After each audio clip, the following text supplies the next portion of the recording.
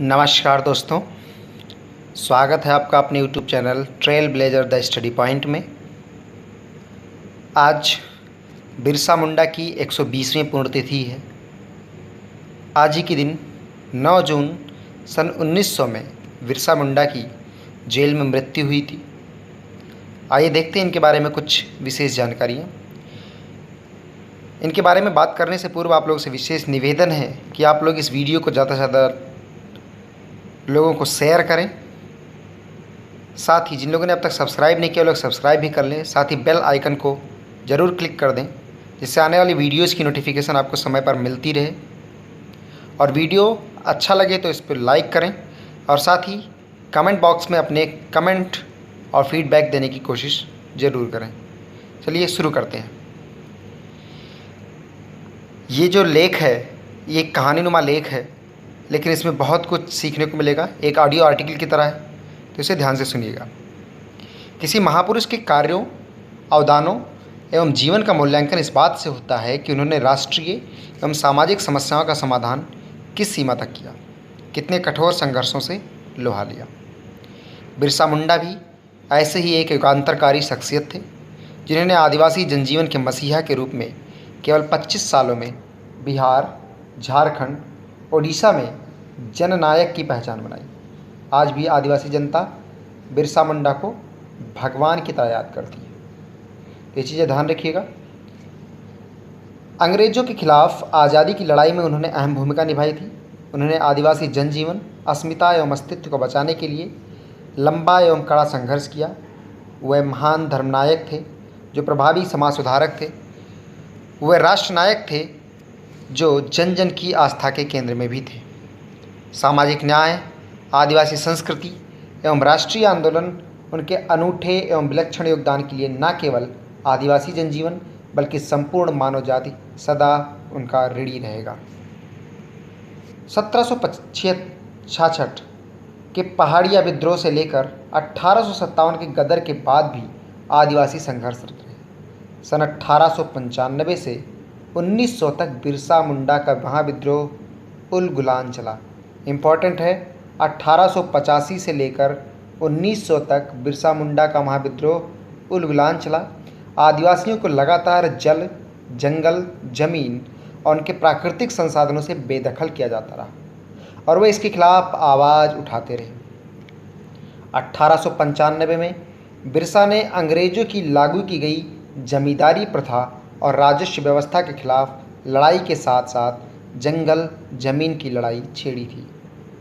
उन्होंने सूदखोर महाजनों के खिलाफ भी जंग का ऐलान किया है।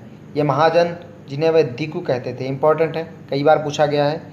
ये महाजन जिन्हें वे दिकू कहते थे, कर्ज के बदले उनकी ज़मीन पर कब्जा कर लेते थे।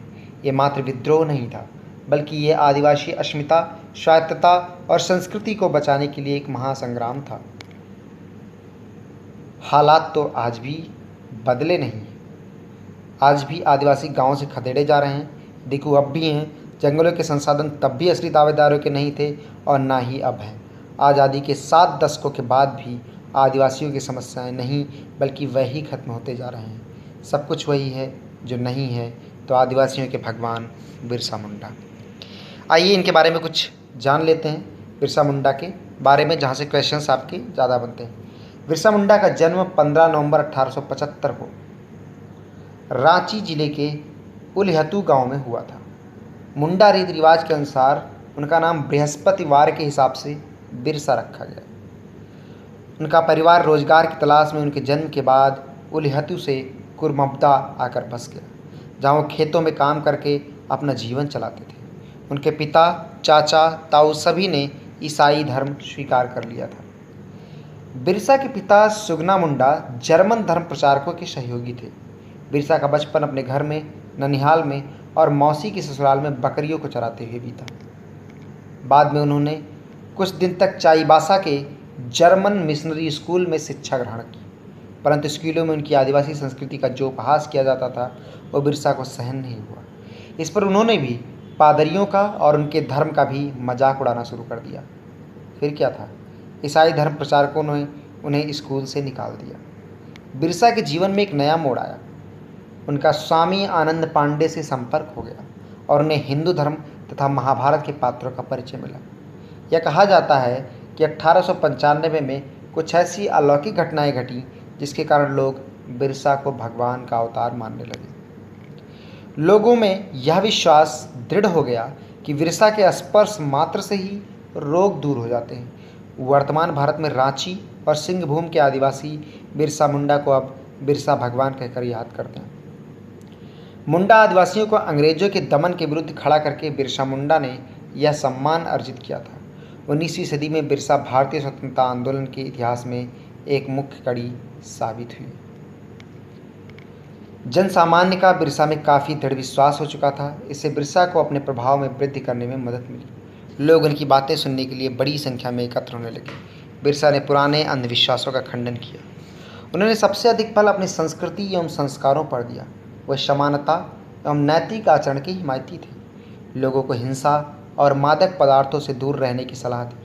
उनकी बातों का प्रभाव यह पड़ा कि ईसाई धर्म स्वीकार करने वालों की संख्या तेज़ी से घटने लगी और जो मुंडा ईसाई बन गए थे वह फिर अपने पुराने धर्म में लौटने लगे। तो कहीं ना कहीं कल्चरल रूप से ट्रांसफॉर्म करने की कोशिश की, जिसका प्रभाव बहुत तेज़ी से पड़ा था। बिरसा मुंडा ने किसानों का शोषण करने वाले जमींदारों के विरुद्ध संघर्ष की प्रेरणा भी लोगों को दी।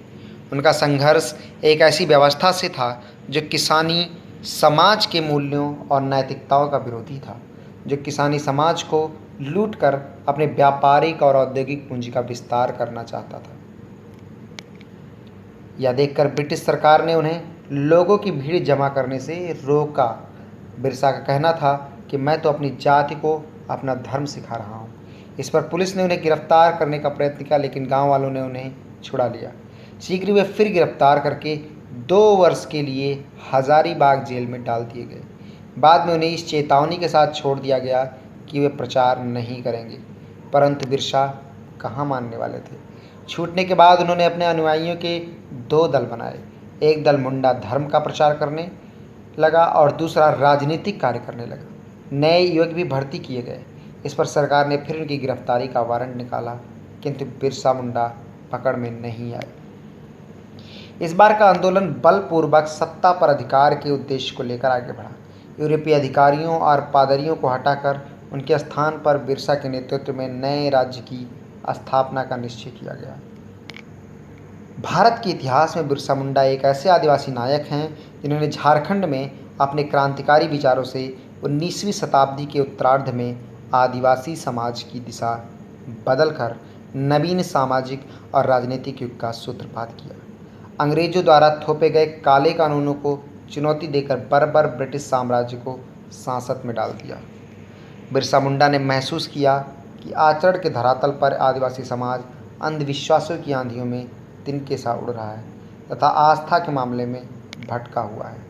यह भी अनुभव किया कि सामाजिक कुरीतियों के कोहरे ने आदिवासी समाज को ज्ञान के प्रकाश से वंचित कर दिया है।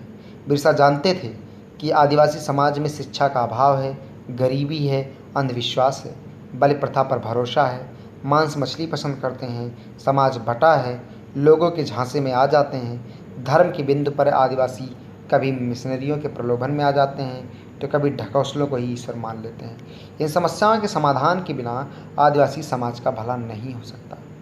इसलिए उन्होंने एक बेहतर नायक और समाज सुधारक की भूमिका अदा की। अंग्रेजों और शोषकों के खिलाफ संघर्ष भी जारी रखा। उन्हें पता था कि बिना धर्म के सबको साथ लेकर चलना आसान नहीं होगा।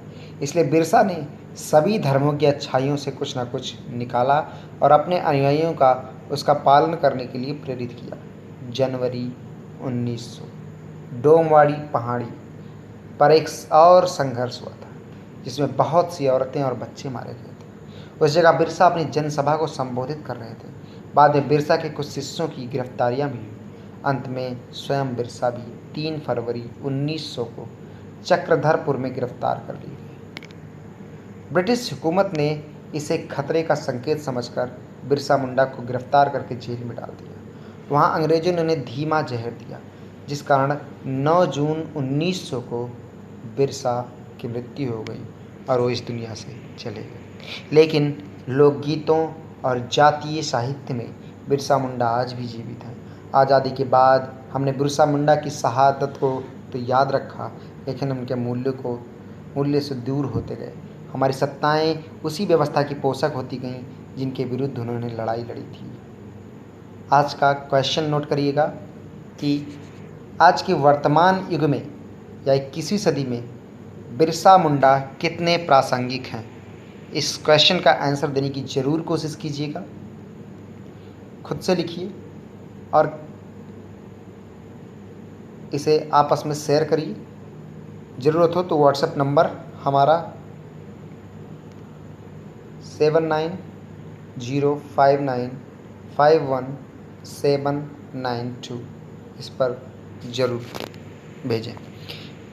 वीडियो अच्छा लगे या ऑडियो आर्टिकल तो इसे लाइक करें, ज़्यादा से ज़्यादा लोगों तक शेयर करें और सब्सक्राइब करें। साथ ही बेल आइकन को ज़रूर प्रेस कर लें, जिससे आने वाली वीडियोज़ की नोटिफिकेशन आप तक पहुंचती रहे। और इस वीडियो को ज़्यादा से ज़्यादा प्यार दें। Thank you, thanks for watching.